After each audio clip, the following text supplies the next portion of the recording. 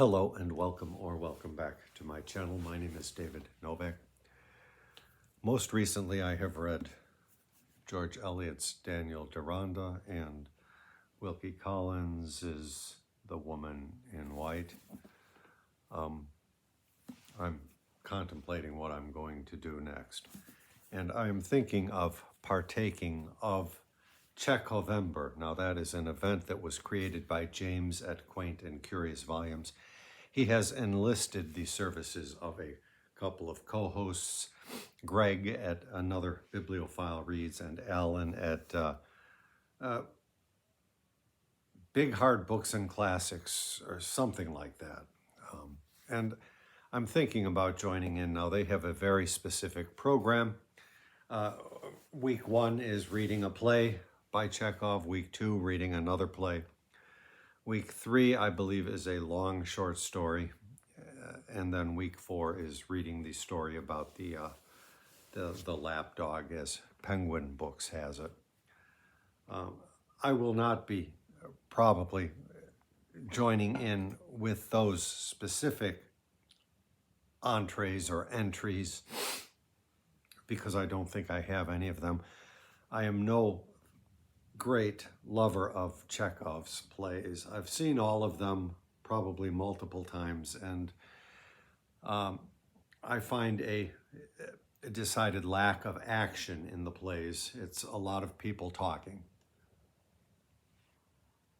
So those have never appealed to me too much. But when I was young, I did read some of his short stories, and I've long wanted to read more of his short stories. At one time, I thought about getting the Penguin. There's a series of volumes that they have. I have this one, and I have the other one titled The Woman with the Lapdog. And some years ago, I was all gung-ho about Chekhov, thinking I was going to do it. Now, I'm not a strong reader and have not been a strong reader. I am improving, but I never got there. But I remember at the time I did a lot of research, and I was very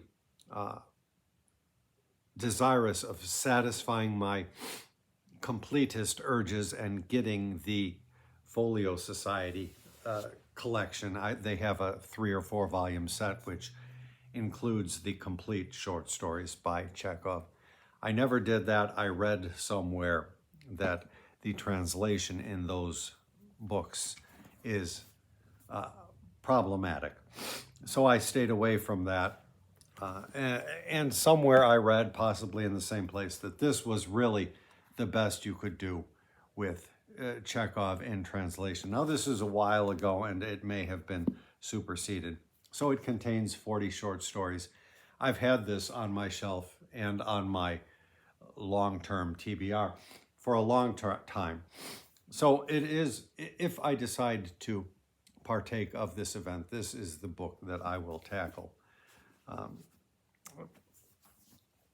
I don't know where the lady with the lapdog is, and I don't know what the problem was with the Penguin translations. This is translated by Ronald Wilkes, and I've read his Penguin edition of the first volume of Gorky's autobiography, My Childhood, and I thought it was fine. I want to read the succeeding 2 volumes. I just have not gotten there yet. So I don't know what the problem was with Wilkes. And I thought I would show you this, the letters of Anton Chekhov, just because anecdotally it has some significance. Let me read you the letter that really has stuck with me. Well, I'll read you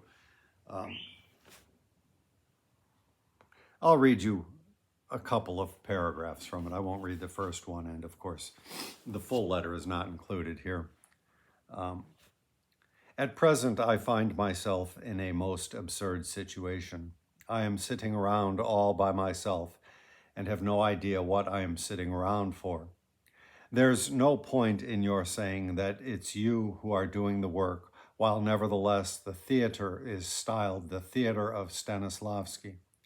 It's only you they talk about, it's you they write about. But as for Stanislavski, all they do is revile him for his Brutus. If you walk out, well, I too will walk out. This is to V.I. Nemirovich Danchenko. Gorky is younger than either of us. He has a life of his own. As for the theater at Nizhny Novgorod, it is no more than an ephemeral thing. Gorky will get a taste of it, take a sniff at it, and drop it. While we are on the subject, theaters for the people, along with literature for the people, are all fiddle-faddle, all candy for the people. The need is not to bring Gogol down to the level of the people, but to bring the people up to the level of Gogol. Right now, I would like ever so much to go to the Hermitage, eat sturgeon there, and drink a bottle of wine. Time was when I would drink off a bottle of champagne and not get drunk. Then I would drink cognac, and that wouldn't get me drunk either. Yeah, there's a lot of wine drinking in Chekhov's letters. I read this book when I was young. I was part of a poetry group, and one of the members was a woman named Marcia, who introduced me to different things. She was reading Chekhov at the time and fell in love with the man. And I got this volume from the library and read it. Probably 20 years ago, my father was sick and I was his caretaker, and we would go around to the various places. And I found the exact edition that I had read as a child or as a young man for sale, along with a bunch of critical books about Nabokov, which I did not pick up, but I felt I had to pick this up. I really enjoyed the letters. I imagine that there is a more complete edition out now. So I'm not sure what I'm going to be doing, but if I do wind up tackling this volume, it will be another long-standing goal of mine that I will be hoping to put paid to. Thank you very much for stopping by my channel.